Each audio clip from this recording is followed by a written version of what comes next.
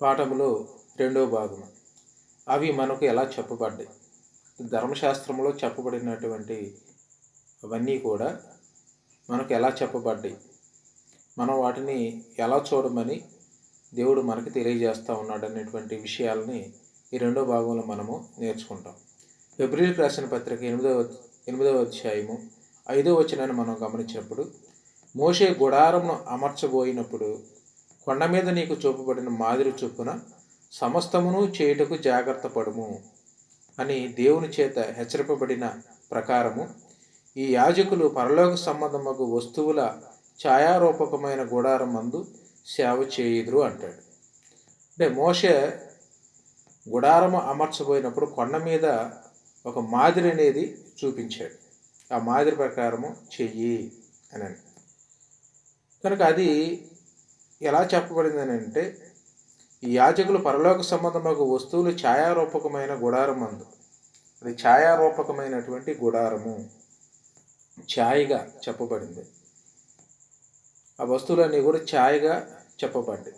ఛాయ అని అంటే పోల్చి చెప్పడం అనేటువంటిది మనం ఇక్కడ గ్రహించాలి. అలాగే హెబ్రీ పత్రిక 10వ అధ్యాయము 1వ వచనంలో రెండవదిగా మనం చూసినప్పుడు, ధర్మశాస్త్రము రాబోచున్న మేలులు ఛాయగలదే గాని ఆ వస్తువుల నిజస్వరూపము గలది కాదు. గనుక ఆ యాజకులు ఏటేటా ఎడతెగకుండా అర్పించు ఒకటే విధమైన బలులు వాటిని తెచ్చువారికి ఎన్నడను సంపూర్ణ సిద్ధి కలుగజేయ నేరవు అంటాడు. అంటే ధర్మశాస్త్రం రాబోచున్న మేలులకి అది ఛాయగా చెప్పబడింది, అంటే మాదిరిగా చెప్పబడింది. కానీ నిజస్వరూపం అనేది ఎక్కడుందని అంటే అది క్రొత్త నిబంధనలోనే మనం దాన్ని చూడగలుగుతాం. ఆ నిజస్వరూపము వాటిలో లేదన్నాడు. కనుక ఆ యాజకులు ఏటేటా ఎడతెగక అర్పించు ఒకటే విధమైనటువంటి బలులు వాటిని తెచ్చువారికి అన్నడూ సంపూర్ణ సిద్ధి కలుగజేయలేదు. అంటే ధర్మశాస్త్ర కాలంలో బలులు ఉన్నాయి, జంతు బలులు అనేవి. వాటిని అర్పించడం వలన అవి వారికి అన్నడూ కూడా సంపూర్ణ సిద్ధి అనేది కలుగజేయ నేరవు అన్నాడు. అంటే ధర్మశాస్త్రము ఎలా చెప్పబడింది అంటే, రాబోచున్న మేలులకు ఛాయగా, అది మాదిరిగా చెప్పబడిందే కానీ నిజస్వరూపం అనేది వాటిలో లేదనేటువంటి విషయాన్ని ఇక్కడ మనము చూస్తూ ఉన్నాం. కనుక వీటి యొక్క అర్థాలను మనం గమనించినప్పుడు, పండుగలు, సంవత్సరములు, దినములు ఇవన్నీ ధర్మశాస్త్ర సంబంధులకే ఇవ్వబడ్డాయి. మనము ధర్మశాస్త్ర కింద లేము అని క్రైస్తవులు గ్రహించాలి.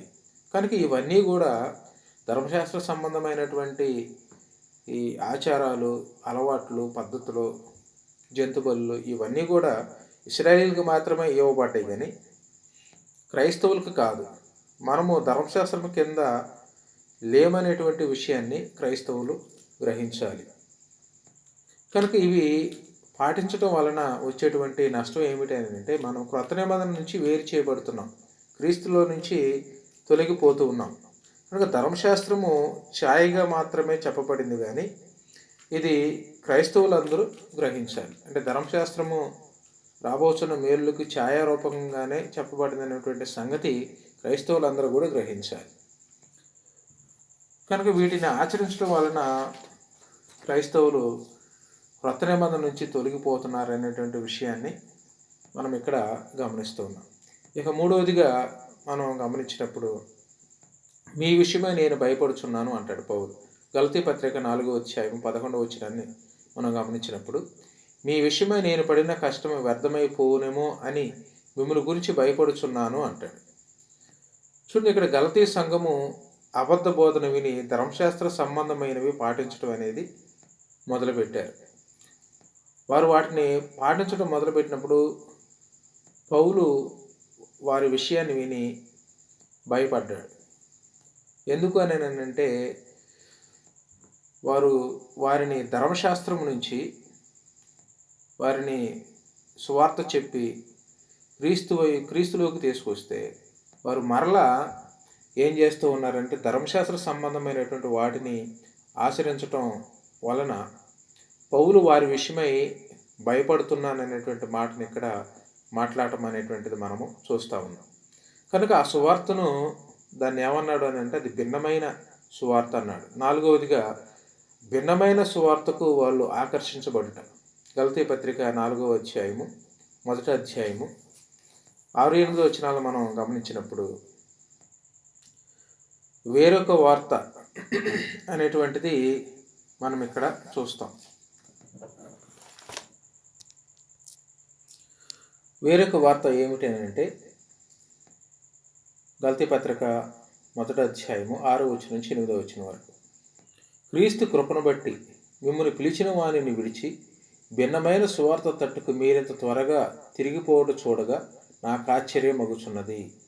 అది మరి ఒక సువార్త కాదు గాని క్రీస్తు సువార్తను చెరపగోరి మిమ్మల్ని కలవరపరచువారు కొందరున్నారు. మేము మీకు ప్రకటించిన సువార్త గాక మరి ఒక సువార్తను మేమైనను పరలోకం నుండి వచ్చిన యొక్క దేవదూతైనను మీకు ప్రకటించిన ఎడల అతడు శాపగ్రస్తుడవును గాక అంటాడు. చూడండి, ఇక్కడ వేరొక వార్త అని అంటే మోషే ధర్మశాస్త్రంలోని ఆజ్ఞలను పాటించడం ద్వారా పాప విముక్తి రక్షణ వస్తుందని పౌలు బోధించారు.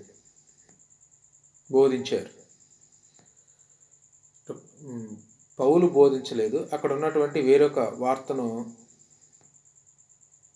బోధించేవారు ఈ విషయాన్ని తెలియజేశారు. క్రీస్తు నిజమైన సువార్తను పౌలు వారికి బోధించాడు. పాప విముక్తి రక్షణ అంటే దేవుడు ఉచితంగా ఇచ్చేది, అది విశ్వాసం ద్వారా దాన్ని స్వీకరిస్తారు.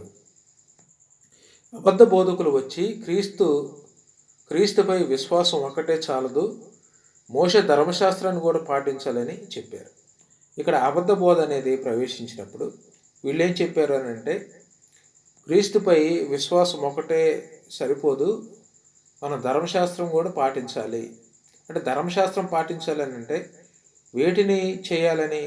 ధర్మశాస్త్ర సంబంధమైనటువంటి దినములు, మాసములు, ఉత్సవ కాలములు, సంవత్సరాలు, వీటన్నిటిని మనము ఆచరించాలి, వీటన్నిటిని మనం పాటించాలి. క్రీస్తుపై విశ్వాసం ఒకటే సరిపోదు, వీటన్నిటిని మనం పాటించినప్పుడు మాత్రమే మనము రక్షణలో ఉన్నట్టు, మనము పరిపూర్ణమైనటువంటి క్రైస్తవులం అవుతాం అనేటువంటి అబద్ధ బోధ అనేది వాళ్ళలో ఉన్నటువంటి వారి కొందరు క్రైస్తవులకి బోధించినప్పుడు వారు ఏం చేశారంటే మెల్లగా అబద్ధ బోధ వైపు ఆకర్షించడం అనేటువంటిది జరిగింది. కనుక ఈ విషయాన్ని పౌలు విన్నప్పుడు వారి గురించి ఏమంటున్నాడంటే మీ విషయమే నేను పడిన కష్టము వ్యర్థమైపోవునేమో అని మిమ్మల్ని గురించి నేను భయపడుచున్నాను అన్నాడు. ఏమిటో ఆయన పడిన కష్టం అని అంటే వారిని ధర్మశాస్త్రము కింద నుంచి క్రీస్తు దగ్గరకు తీసుకొచ్చాడు. కనుక ఆ సువార్త ఏమన్నాడు అని అంటే అది ఎటువంటి సువార్త అని పౌలు అంటూ ఉన్నాడు అంటే 7వ వచనంలో అది మరొక సువార్త కాదు కానీ క్రీస్తు సువార్తను చెరపగోరి మిమ్మల్ని కలవరపరచువారు కొందరున్నారు. అది క్రీస్తు సువార్తను చెరపగోరే సువార్త, అది మంచి వార్త కాదు, అది మంచి ఉపదేశం కాదు, అది మంచి బోధ కాదు. క్రీస్తు వార్తను చెరపగోరి చూడండి, నేటి కాలంలో కూడా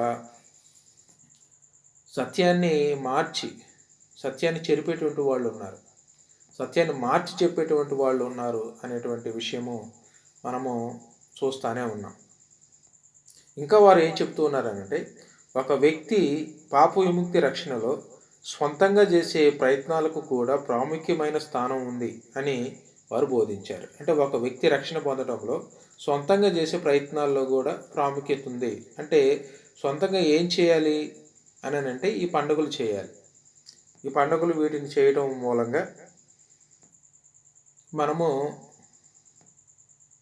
సంపూర్ణంగా రక్షణలో ఉన్నట్టు అని చెప్పేసి అని వారికి బోధిస్తున్నారన్నమాట.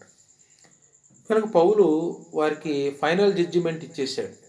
ఫైనల్గా ఒకే విషయాన్ని చెప్పేశాడు. ఏమిటా ఆ ఒకే విషయం అని అంటే 8వ వచనంలో మనం చూస్తాం.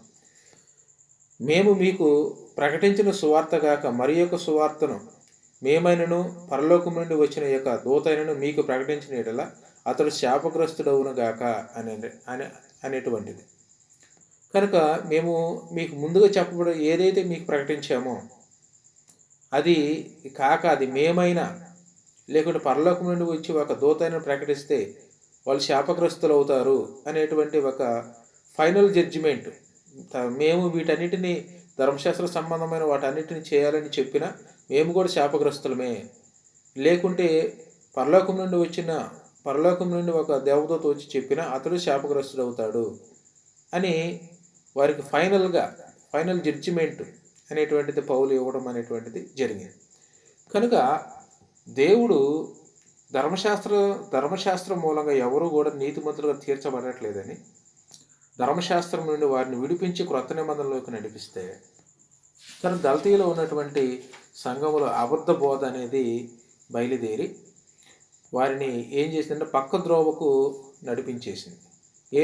ఏమిటి ఆ బోధ అని అంటే, మనం పండగలు చేయాలి, మనం క్రీస్తు వార్తను క్రీస్తునందు ఒక విశ్వాసమే అది సరిపోదు రక్షణలో, వీటిని కూడా చేయాలనేటువంటి దాన్ని వారు ప్రకటించినప్పుడు సంఘం ఏం చేసిందంటే వాటి వైపు ఆకర్షితులయ్యారు. కనుక పౌలు ఆ సంగతి విని, మీ విషయమై నేను పడిన కష్టం వ్యర్థమైపోను, నేను భయపడుచున్నాను అని వారికి ఫైనల్ జడ్జిమెంట్ అనమాట. ఇక 8వ వచనంలో ఆ విషయాన్ని మనము చూస్తాం.